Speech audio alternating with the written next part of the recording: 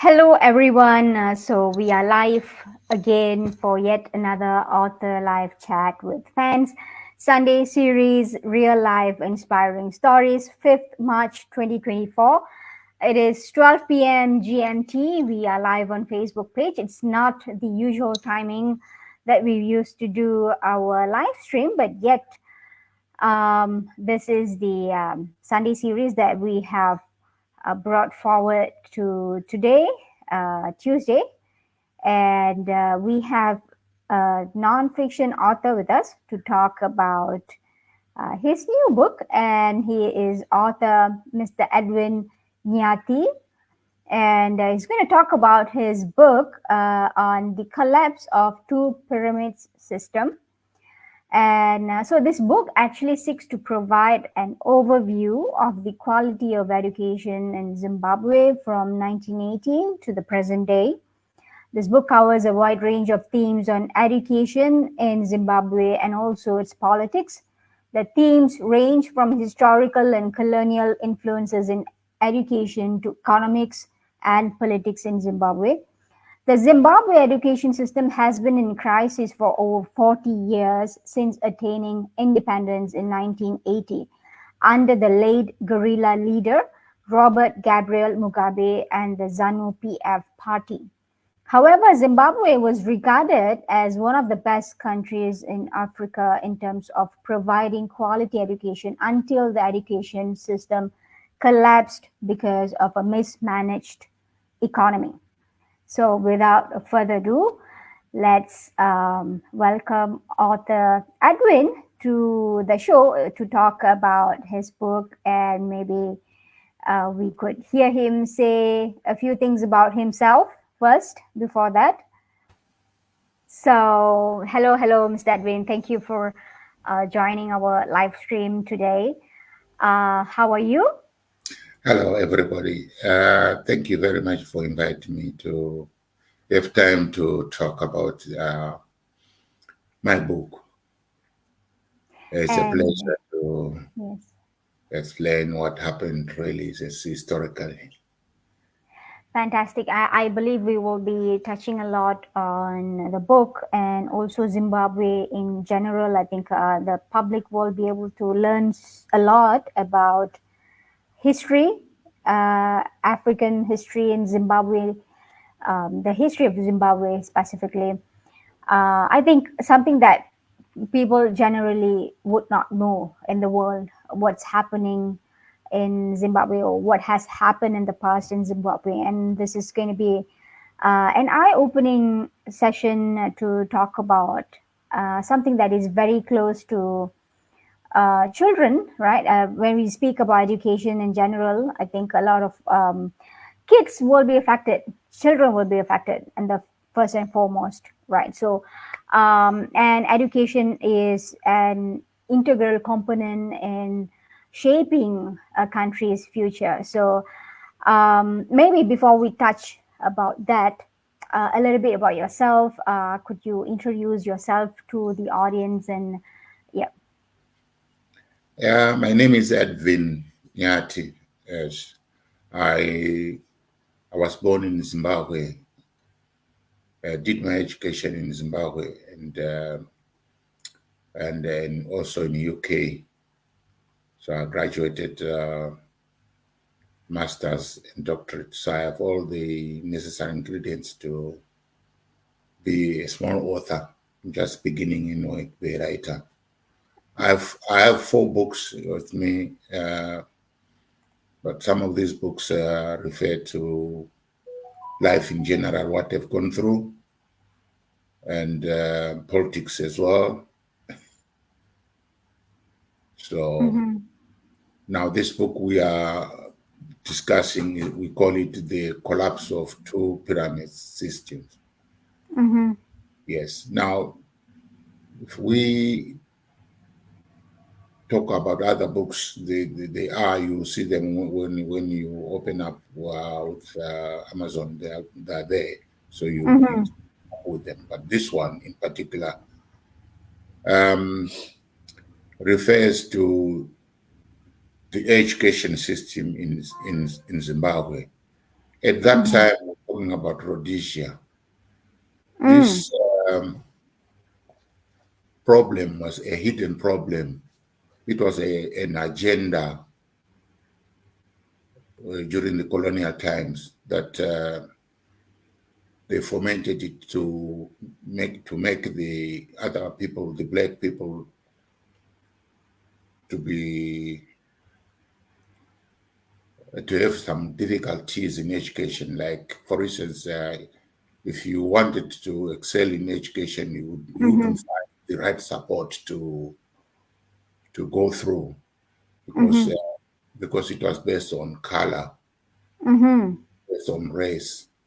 So there was some kind of discrimination from your background. If you are from a black ethnic, you would find it very difficult to get the resources to go through to your education and the support system.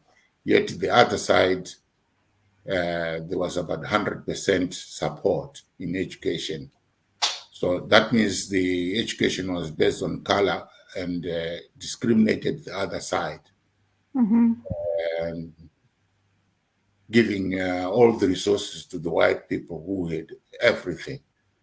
And their sort of education was based on on streams. Like the A stream was for the people, the B stream and C stream was for the black people. So any child who was capable of doing very well in the subjects would not go to the A group, even if you do very well in class. The A group was only reserved for the white people. So the white teachers were more advanced in teaching, and yet the B and C group would be given teachers that were of lesser grade, I would say, those that were just general teachers. So in that way, it meant that the black people would not excel to become anything else except to be skilled laborers who would only provide labor rather than the academic side, where most people from the white group would do very well and become doctors and become anything else in life. So this is the kind of topic that we are bringing in now to say, I think from that injustice, the legacy of failure is not just because there was a new government. It was because it was an inherited system which sought to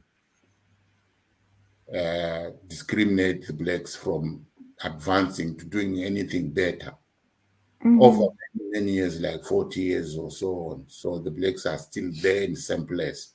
You have not achieved anything. You have not done very well. I think it was because they were they were they were discriminated, and they had so many hurdles to go through. Like from grade 1 to 7, there was a bottleneck that would not allow you to go to form 1 and 2, and form still drop again. You won't go to form 3 and 4. Form 4, you drop again. You don't go to form 5 and 6.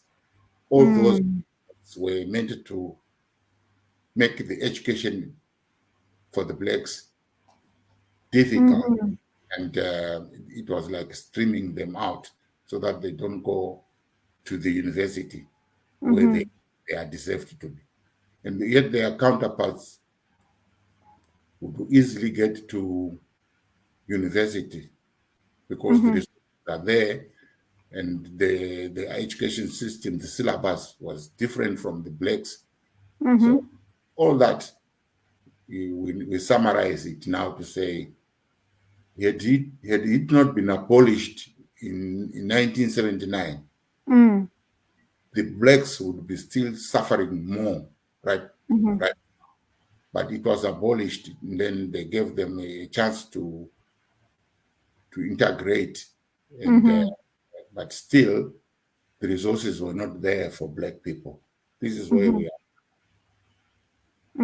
So, is it? Can we say that the education system started to collapse, or rather, the education system for the Black started to collapse when during the colonial period, right? When the whites came in to Zimbabwe, was that the beginning of the issue that Zimbabwe is facing right now? I mean, was that the point where the problem started to happen?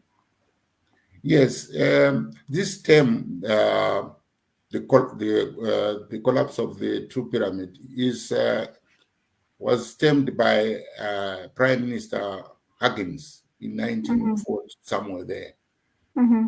because it was a hidden agenda. This is where we are trying to unearth the whole element, Mm-hmm. why they coined it like that. Mm-hmm. So, in true retrospect, it's not that the collapse of the system started is that far. It Mm-hmm. was like a restriction. There was a restriction for the Black people to advance. There's so many Mm-hmm. other things that made education become very difficult for the Black people. Mm-hmm. So when they abolished it in 1979, Mm-hmm. then that's where it collapsed, because that's where we put the emphasis of collapsing, because Mm-hmm. the system was no longer tolerated, because people had Mm-hmm. to go to war to fight it out so that they can get equally access to education and the rights to education, which were not there in the first place. Mm-hmm. So we say it collapsed because it's like it was a pyramid. You Mm-hmm. know the way pyramids are made. There were two separate systems that would never work together. So this side was this side, and this side was this side. So it was just going on and on and on, producing Mm-hmm. that. So when it was done with, then we said the pyramids are no more. So they've collapsed. Mm-hmm. Yes. Right. So now, how would you describe the evolution of the Zimbabwean education system since its independence in 1980? I know that we have briefly touched on the abolishment of the 1979 Education Act, right? So, how has it been since then? I mean, the evolution of it, because Zimbabwe was one of the best in educations before that in Africa, right? Prior to that. So, how did this transformation happen? Yes. I think the transformation is there because we can see the increase in number of peoples that uh, Mm-hmm. were accepted to go to higher schools Mm-hmm. from early as 1980, just immediately when they attained the independence. Mm-hmm. Now, the policies were reformed now, which means that let's talk about the number of children, or Mm-hmm. let's talk about the number of teachers. Like, for instance, there were only 18,443 teachers, Mm-hmm. and the teachers were increased to about 60,000 Mm-hmm. in a short period of time. But the number of peoples that were allowed to go through were about 2 million. Mm-hmm. Now, that number of peoples going through meant a lot of problems to a new government, Mm-hmm. which meant that the system could not cope. Mm-hmm. Uh, there was a lot of things that were needed: the books and the teachers, The roads, the schools were not constructed, so there was a lot of trouble. Mm-hmm. Yet they had made everything possible after Mm-hmm. having removed all the hurdles, the things that made the education difficult. But Mm-hmm. they still had a problem to say, economical, how can we sustain an education with no money? Mm-hmm. That was a crisis at that time when Robert Mugabe took over. Mm-hmm. They managed Uh-huh. to obliterate the element of uh, people's education, like everybody was able Mm. to read and write. Mm-hmm. The literacy part of it was very, very important because everybody went up to O level. Most people Mm. had gets in O levels. But this did not change the life cycle of people. They were Mm-hmm. now armed with certificates with no opportunities because they were just doing ordinary Sure. uh, subjects Mm-hmm. which were not useful in life. So, Mm-hmm. so many school leavers were there but could not become employed. Yet Mm. you spent a lot of money in trying to educate a child from grade 7 to Form 6. And then when you get to Form 6, you can't go to university and you cannot get a job. So that education was just for useless because it was not viable. It was not arming the student with anything else except to go and sit down and say, I'm finished. So Mm-hmm. right now, when we look at that, we're trying to see why this education did not produce better results Mm-hmm. because they were using 3.0 model system, which was Mm-hmm. just allowing students just to complete their ordinary levels. And these subjects were not useful. Mm. Subjects like um, uh, like uh, English, Mm-hmm. geography, all those were not technical subjects. They were not helpful to make the industry work. They were not Mm-hmm. to make the brain, the intelligence, yeah. But they were just subjects that would just help people achieve a certificate. That's it. Mm. And so the economy cannot grow with that. It's just that it was good to make laborers Mm. Mm. and without addressing the other side.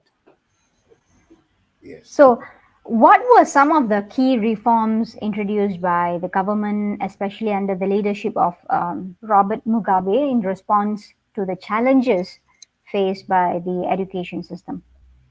Yes, they changed the curriculum, yes, to 500, which they Mm-hmm.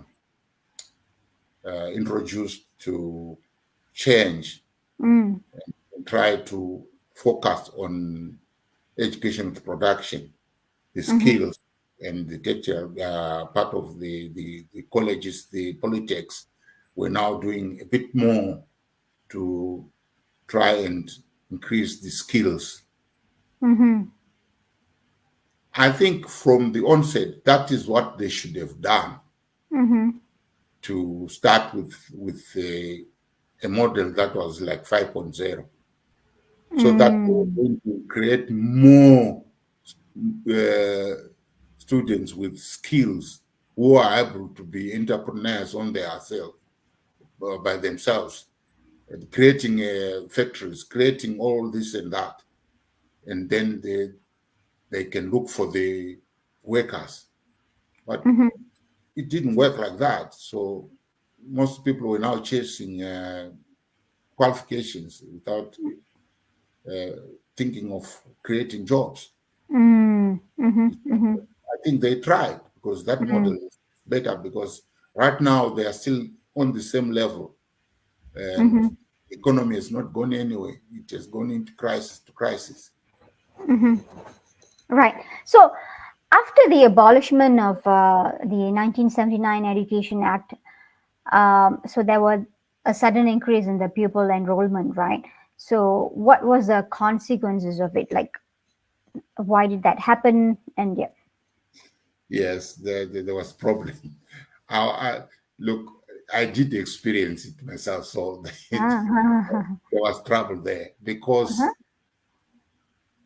you know, even if the will is there, where you see the Mm. parents sending children to school and the Mm-hmm. children that are going to school, everybody's going to school, everybody's busy with school. Mm. But it comes to a stage where it's not it's not working because Mm-hmm. you go and sit in the sun Mm-hmm. 24/7 and Mm. Mm. you are waiting for a teacher who is never going to come. Uh-huh. You are going to write an examination with a candle. Uh-huh. I, you know, those people are so willed. They work hard, but Mm-hmm. the things were not adding up. So Mm-hmm. even if the money came from donors, it was not Uh-huh. sufficient. They didn't budget it properly to say, okay, we're going to have a boom in education, so we're going to put a lot of money for this. None. Mm-hmm. There was nothing. And that is the time when they introduced ESAP, structural Mm. adjustment, yes. And while they've got a problem at hand, so that killed the economy because there's nothing going on. Mm-hmm. Right. So how would you elaborate, or rather, how would you think that the Ministry of Education actually cope with challenges like, the classroom shortages, lack of qualified teachers, like you mentioned, and then also insufficient educational resources? So, in terms of the Ministry of Education, what were they doing, or what are they doing in order to cope with it? At that time, I think that the minister was really good. He was called Mtumbuka. He was really good at his job. Mm-hmm. But I mean, he's like a coach who has good players, but there's no funding, so the Mm. players can't can't play ball well because there's no money. Mm-hmm. You know, the, the government itself went as far as to the agencies to find money, you know, Mm. USAID and other organizational agencies to try and get the money for these classrooms, which they did. They built up lots of classrooms. Yes, they did. And the teachers were imported as well from overseas as expatriate teachers who would come to work from Britain, Canada, Australia. Mm. All of these teachers came, and some they were offering free services to try and. Mm-hmm. But Ah. I don't think the problem was there at all. It was lack of planning. Mm-hmm. They should have anticipated for that and put Mm-mm. resources to beef it up. But when you get help, it's not forever. It's for a short time. And they Mm-hmm. sit down to wait to be given more and more and more. Who is going to give you more and more? That is Mm. the problem. So that is where it collapsed. Mm-hmm. We're Mm-hmm. only waiting for handouts. Rather than they should have changed teachers and teachers and teachers and teachers from the university and colleges. So they've got more teachers and more skilled workers rather than waiting for trinkets from all these countries. Mm-hmm. Mm-hmm. Right. So you have also mentioned that in your book you are touching a little bit about historical and also colonial influences in education and also politics, right? So could you briefly tell us what are the main themes that you cover in your book and what readers can actually expect by reading your book? Yes. because we are born with different ages now. Mm-hmm. Some children are born now, they might not understand why History. Mm. 40 years or 43 years the education is still at its lowest. Mm. Whose problem is it? Because you can't tell a child now to say, uh, just continue the way we were. Mm-hmm. But we need to let the children know that the problem was caused by this. I think from start, the problem was the injustices that were Mm-hmm. uh, perpetrated by the discrimination, the color. Mm-hmm. Yes, when we look at it, it's not nice to talk about those things, but Mm. because they're gone, it's finished. But it left a legacy of nothing. What Mm-hmm. what we have nothing except to remember what happened. So now we need to tell our children to say, okay, you guys, you need to change your focus to to do the A1s now, the intelligence thing that is Mm-hmm. coming on. Talk about robotics. Talk about things that are now technical. Something that can bring a better human. Uh, Mm-hmm. Long time we used to be thinking about, I'm going to be a nurse, I'm going to be a driver. Mm-hmm. What is it now? Where will you get a job for a driver? Mm-hmm. So sorry about that. So yeah. So interestingly, I think we have seen that in countries where mismanagement happens, right? The best brains would leave the country and start a new life in a different country, in a foreign country. So maybe could you like explain a little bit about the struggle to settle in a foreign country and then adapting to a new life? I believe this is what has happened in Zimbabwe as well, because I think across the world and in many other countries as well, survival of the fittest, right? So people who are capable, they would seek for opportunities outside. And how has it been, like your personal experience, and how has it been for the vast majority of Zimbabweans who are capable, right? The blacks especially who are capable. So how did they fend for themselves? Um, because you have said it earlier on that Zimbabwe produced the most educated guys. I do really concur with you. I agree with you. Most of the people from Zimbabwe are really educated. They they they're, they're really doing very very well in terms of education. Um, Now this is where we see the doctors are going to Canada, the nurses are going to UK, Mm-hmm. and it's, it's the brain drain. Mm-hmm. I'm definitely sure that where they are coming from, sooner or later, is going to be empty. Mm-hmm. They don't have the resources to retain the number of people that they have left to fend because economically the Zimbabweans are struggling. They have no money. Mm-hmm. So those who are educated have got to go and find a good job in India or That's right. UK. They're going to be paid very well Mm-hmm. for their education.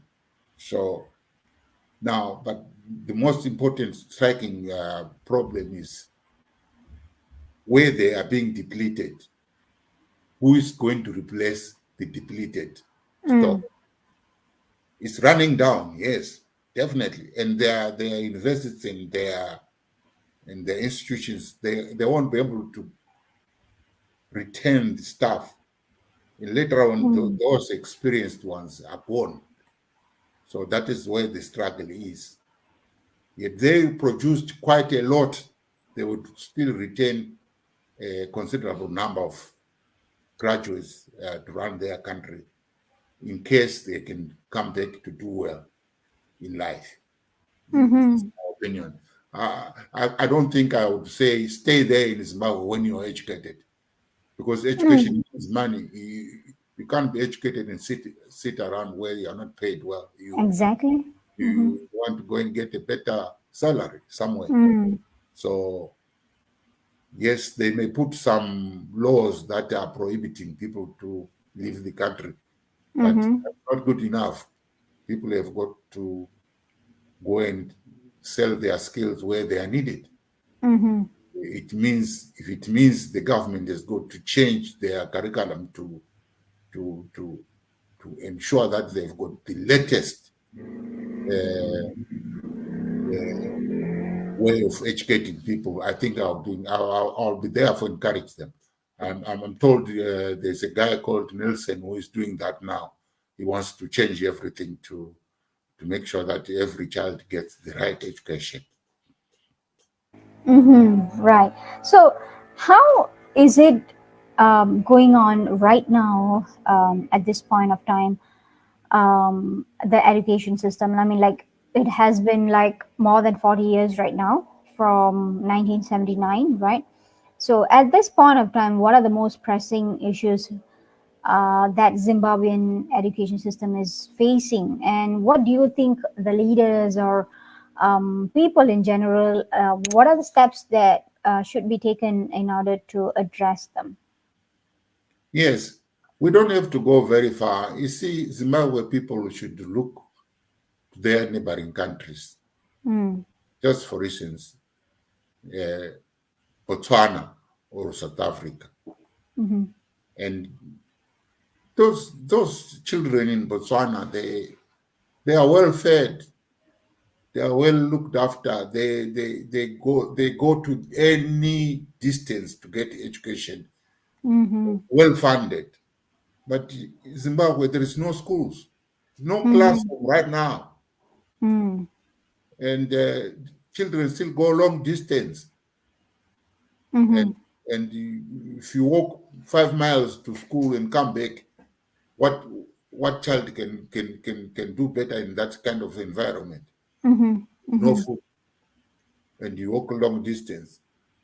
So this is what we used to do long time when I was a kid, and it's mm-hmm, still being practiced today. mm-hmm, Okay, if the argument say no, you're not saying the truth. But are there any classrooms?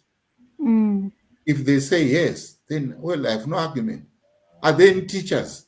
Right now, they have no teachers. They are struggling, no teachers, and mm-hmm, the maybe they're spending money somewhere else without prioritizing education is a very very important vital of a country. It's the mm-hmm, is the is the biggest organ that is going to be funded. You can't fund the military when education is going down. Education is the heart.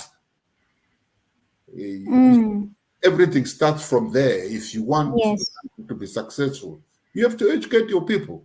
You have to make Mm-hmm, them become entrepreneurs. They will. Yes, look at Malaysia. Yes, it's mm-hmm, easy. Then Rwanda is learned from Malaysia and is changing things around. So mm-hmm, they're not joking. They have copied Malaysia and they've duplicated exactly what is supposed to be. Why can't mm-hmm, our neighbor Zimbabwe do the same? They've got better resources than Rwanda. mm, It's the politics of time, but mm-hmm. we can't argue anyway because those people who are in the leadership, they think otherwise. Mm, right. So, I mean, interestingly, so now um, Zimbabwe is looking at becoming or turning it to into the jewel of Africa by 2030, right? So, we've got national development strategy and things like that being laid out. So how do you think, or how do you envision the future of education in Zimbabwe, especially with regards to the government's goal to turn the country into a jewel of Africa by 2030? So do you think like there would be a positive change looking forward, moving forward? Yes, sometimes wisdom tells us that if you are copying, Mm, you are not the owner of the human intelligence aspect. You are only mm-hmm, copying. In classroom, we used to copy next door. If you mm-hmm, get the answer, yes, you may pass. You see, our leaders seem to be copying answers mm-hmm, and putting them down in very good uh, transformational books. Like by 2020, 30, we'll be like this. mm-hmm, How will you be like that when you don't have things that are on the ground? mm-hmm, Just an analogy, just a thinking that you are going to be by that by 2020, 2030. But yet on the ground, things are not working well. mm-hmm, mm-hmm, See, this is where I'm saying you need people who are practical, people who know exactly what to do within situations like education. Education doesn't need a guesswork like, okay, we're going to have 100,000 teachers. How are you going to mm-hmm, have 100,000 when you don't have economists? mm-hmm, You need to get the money to fund the economy to get to 100,000 teachers. How? All those questions can never be answered, but there's already a book that is structured to get 2030 without even mm-hmm, preparatory stages to get there. This is why I'm trying mm-hmm, to say that, well, all the books are there. They've been written to say the transformation is going to be there, and it's going to be jewel. It has to be jewel when they are modeling things now, mm-hmm, mm-hmm, not just by a dream. A dream is not a real thing. It's a dream. You need to make it real. You need to make it work. Start from the ground roots and build up to what it's supposed to be. By 2030, yes, it's achievable. mm-hmm. Yes. Bottom up, And not top yeah. down. Yes. Mm-hmm. And yeah, so talking about the United States Agency for International Development, USAID, and then you have UNICEF, you have SIDA, right? So these international organizations, what were they doing during the times of crisis to support the Zimbabwean education system? Like, we understand that money is a crucial aspect to fund, to fund education, but end of the day, whether or not the fund is getting into Zimbabwe, that is one question, but also how is it being used, right? That's another question. So but when it comes to international organizations, do they help to regulate the usage of money, if at all it was given? Yes, I think that's a very, very good question. Because if you compare with other countries, if money is given by the donors, it reaches the target, it intended target to change the environment or the situation. It is used properly. It is accounted for. But where a situation you receive funds and the funds are not meeting the requirements, so everybody asks, so where did the money go? Mm, mm, Everybody raises eyebrows to say, what happened? Because the same dilapidated house is still existing when there was a fund for it. What happened to mm, the fund? It doesn't mhm, happen in countries like Botswana. It Mm. doesn't happen in countries like Rwanda. Never. If anything is funded, then the funders, they want to see the reality, to Mm. see where did our money Go. was it spent, where did it Mm. go, and things are like that. Nobody wants to do funding and there's no bookkeeping out of it. Nobody accounts for nothing. The Mm-hmm. money disappears. It is misappropriated. It's mismanaged. All Mm-hmm. sorts of things, all jumbled up. There's no order. Mm. And all these things, when they took the government in pre-independence, it was well in order. Yes, Mm. the schools were running smooth, nice, clean. Mm. Yes, Mm-hmm. no guessworking, nothing. It was proper. But now, hey, I don't know. Mm-hmm. Oh, nobody wants anybody to say this. They say if you say this, you are trying to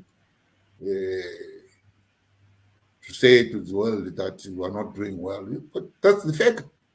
Mm-hmm. Where is the money? What happened to the projects that you were funded for? Where are the schools? Where are those things that are supposed to be seen? Nothing. So that's the Mm-hmm. problem. Yes. I mean, yeah. So, meaning to say, money is, whether it is sufficient or not, that is another thing. But money is coming, but even the money that is coming in is not being utilized well. Yeah. So, During the time you. of Robert Mugabe, it was well understood. You talk Mm. about 40 years or so. At Mm-hmm. that time, there was a boom. The teachers were many, Mm-hmm. and they needed houses. So you can't have teachers living outside in sheds or what. You need a proper house for a teacher. Yes, at that time, the donors, they came and built houses for the teachers. But what happened after 40 years? We can't talk about 40 years now. 40 years, we should be talking about the glory. Mm. Yes, we should be talking about the jewel. But no, those same buildings that were done 40 years, they are gone now. They are broken down. Mm. No Mm-hmm. repairs. Yes. Mm-hmm. Mm-hmm. I mean, so, like, at this present moment, right? Um, what are the positive changes, if at all, it's going on right now? So I believe that you have moved to the UK, and I think a lot of people, or at least like those who are well educated, have moved out of the country. But at this point of time in Zimbabwe, um, how is it going on? I mean, in terms of the struggle, right? Do you see a positive? Do you see an opportunity for things to um, Yes. The be changes better? are certainly coming on. Mm. Because look, we have more people who are PhDs now, the doctors, and all these people who have gone overseas, Mm-hmm. become qualified. They've attained some excellent uh, uh, attainments. Now, if they come back to Zimbabwe, definitely Zimbabwe will be a star because Mm. the, the ones that we went there without qualification are now qualified, and most of the youngsters as well, they've left the country uh, due to hard times, and they also Mm. went to schools there to get some better education. And I'm sure if they come back, yes, there's going to be a boom Mm-hmm. this time. But we are only speculating Mm. that one day things are going to be okay. But Zimbabwe is still lagging behind. Mm. Everybody knows that. Mm-hmm. Yes. Mm-hmm. And what actually inspired you to delve into the topics of education in Zimbabwe? Like, what was the motivation when you started writing? I believe you had Of course, you know what is going on in Zimbabwe back then, right now, but what was the main motivation, and what is the aspiration? What do you want to achieve by writing this book, and what do you hope people to take away from the book? Um, I think I live the truth because I've been in politics in Zimbabwe uh, when I was in Zimbabwe. So I went for the liberation struggle. Uh, it's not something that they can take away from me Mm, with the intention to change the lives of people. mm-hmm, But that did not happen. Not many people have been changed. It's a few individuals that are living pretty well. mm, The rest of us we had to migrate, and because of politics, we had to run away to some countries.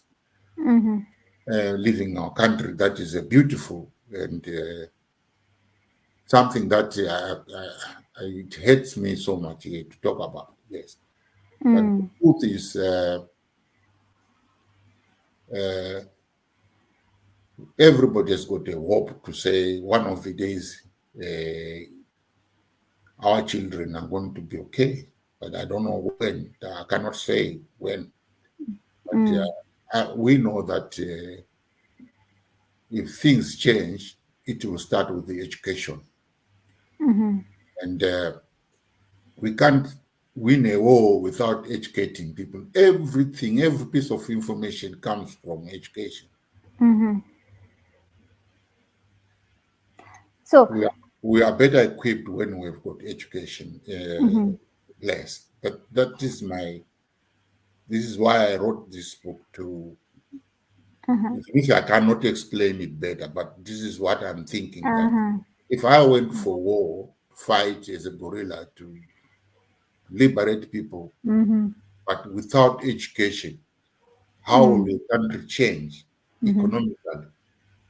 So, mm-hmm, same concept that we used to have during the guerrilla war time is still being enforced, and reinforced, and nothing new coming. That's killing mm, the country, yes. mm-hmm, We cannot hide the fact. Everybody says that. So I mm-hmm. cannot hide it as well. I will say it as well. Yes. We need our How, children to yeah. breathe out education. Yes. I mean, in terms of internet and globalization, access to internet, right? So, I mean, education, formal education apart, right? How has it changed the level of intelligence and knowledge gaining for people, for the public in Zimbabwe? Has it been like a positive change with internet, with the availability of internet? Do people actually take the responsibility to educate themselves, like through internet and getting knowledge, not just depending on governments or not just depending on schools, but did internet play a role in helping people to be more educated? Precisely, yes. But now there are other issues, limiting issues. Now, Mm, not many people can afford the internet. internet I'll tell availability, you that right availability. now there's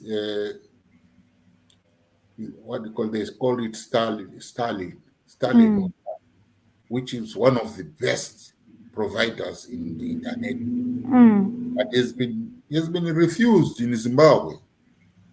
And when everybody mm, is suffering to get in access to an internet, how mm, to excel in education and all these things, which you get mm, A1 and all sorts of things, mm, researches and all this, you have to have it in your house to do that. But the mhm, government is putting keys in his pocket to say you cannot have mm, that link cannot be, you'll be arrested. What kind of a country is that? mm, When, mm, when there should be competition to supply internet. Yes, Mm-hmm. open. Everyone who can Yes. be a supplier of internet should Mm-hmm. be allowed. The radio stations, all these, they are all limited. They are controlled. What kind of a country is that?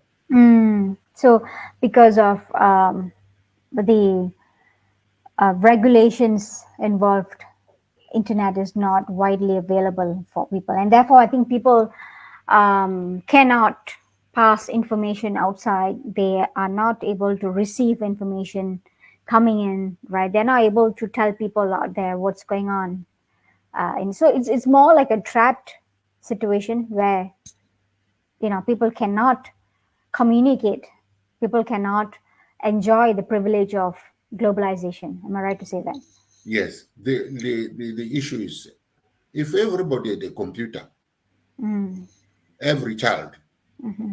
which is, I think, in these modern times where we are, I've got children here. They've got two, three computers. Mm. But if I go back to my country, I think I can call about 20 or 30 who have not seen a computer, not Mm. not to access it to be able to play it. No, Mm-hmm. some have not seen it. Mm-hmm.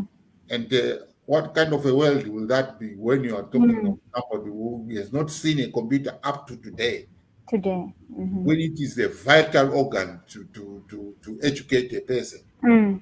and the child has not seen a computer, and maybe I don't know what I can say. So this is Mm. where we are arguing to say, where are you putting your resources? Then if you are not able to equip all the children, Mm. yeah, Mm-hmm. from grade 1 to 7, they should be able to use computers. Form Mm-hmm. 4, Form 6, university, everybody. But no, some children have not seen a computer up to today, Mm.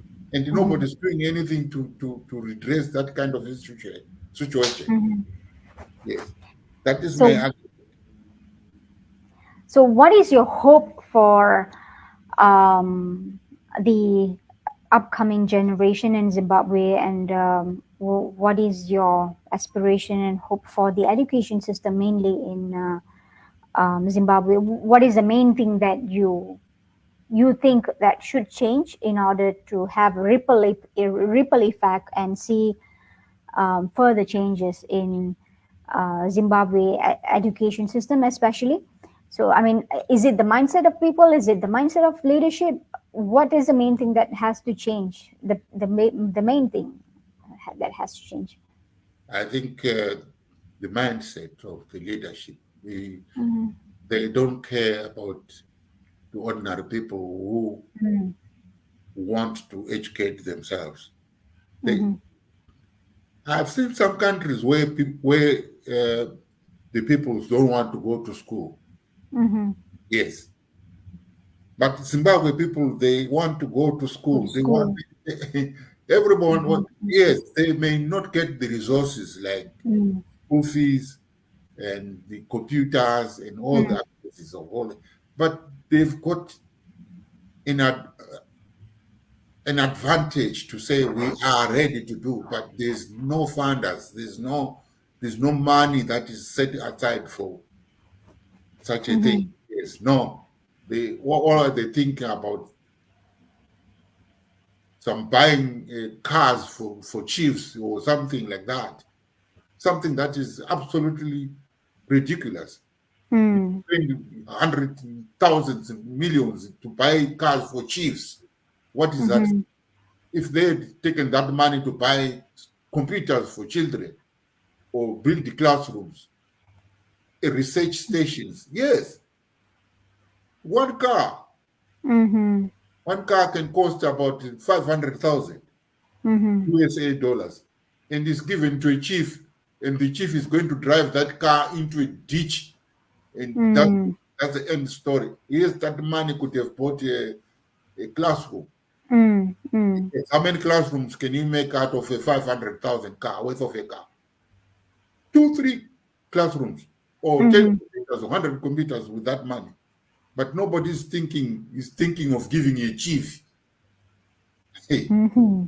ah, Yeah, I so don't, that is uh, um, a yes, sad situation indeed. I think in terms of management of resources in a country, and also probably the priority that the leadership has, right? Like yes, the leaders are not serving people. I think probably that is not the priority of people. I think leaderships. So when that happens, I think um, people struggle. I think the general public, they struggle a lot in terms of mainly, yeah, like you said, education, but also the life quality in general, right?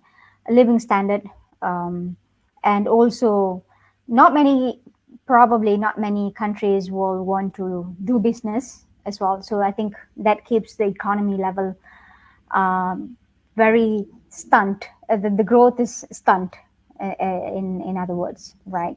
yes. So In yeah. other words, you see, when I'm talking about this, I'm not trying to exaggerate the whole situation. I'm trying to say, look, we went to war, to wage a Mm-hmm. war, which was really, really brutal. Mm. And that war was to allow our children to Mm-hmm. excel in education, to have a standard of life. All this, what we call standard of living, is coming from education. If you are not educated, you have no standard. You have no qualification to be considered. You can't come here to Europe to just you to beg. You cannot beg. Mm. You have to have qualifications. They will ask you, Mhm. what are you skilled with? Mm. They want skills. Mhm. And those are the things that we should start at home. Charity begins at home. Mhm. Mhm.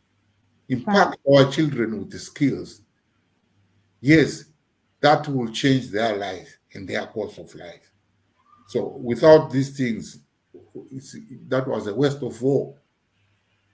Mhm. Yes, Yeah. I mean, yeah. So I think we have touched quite a bit on the book, and it is interesting, but also at the same time really sad to know the mismanagement of resources that is happening in a country to an extent where it hurts the development of a country, right? So, um, lastly, before we end this show, which will be available for replay immediately after we end this. It's going to be available for replay on Facebook, and I will be putting this up on YouTube as well, like I explained earlier. So, lastly, before we end the show, what would you like to tell readers out there, readers of your book, and what do you want to say to fellow Zimbabweans out there? yes. I want to say to my fellow Zimbabweans that I really love you guys. You are hardworking people. Mm-hmm. You have tried your best to excel in every corner. Mm-hmm. We know that you can do it. Mm-hmm. So my books are here to encourage you to even do better. Uh, Mm-hmm. I'm not only looking for support from you, but I'm just writing this so that they are there Mm-hmm. as well to be researched by your children to keep that information so that we don't blame anybody. Mm, But if we fail, we have to blame ourselves. But we have mm, written these documents. I've written 4 books. They are all there, and mm, they are very, very important. mhm, Uh, I've touched this one, the education, which is, mhm, I think I'll be supported with many people. There's the new leaders like Nelson Chamisa, who touched it a few days ago. He touched it as well. mm, Um, I'm sure the present government, they've done what they can do. They've produced many graduates, but mhm, it's, things have got to be changing somewhere. Somewhere, it's not good enough. mhm, mhm. Yes, yes. Right. So, with that, we are nearing the end of the show, and thank you so much, Mr. Edwin, for joining us today to share about not just about your book, actually, but also about your vast experience being in a leadership yourself and in a country that is struggling to see proper information. Thank you for shedding lights on history of Zimbabwe that the younger generation would need to know in future.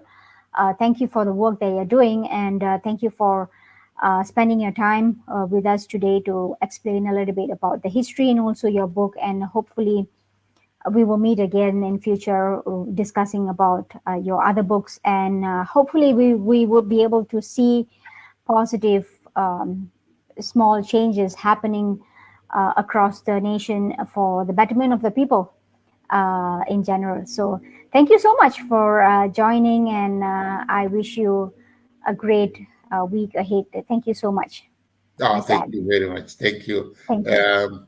Um, maybe if you're going to call me back and talk about um, Yes, the jewel of Africa, the the other one. book. uh, Yes, correct.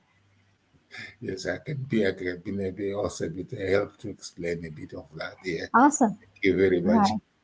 Yes. Hoping to talk to you again, and thank you so much. Okay. And thank you for your time. We will connect again. And with that, thank you. And I will see you again in the next shows, hopefully. Thank you. Thank you. Bye. Thank you. Bye.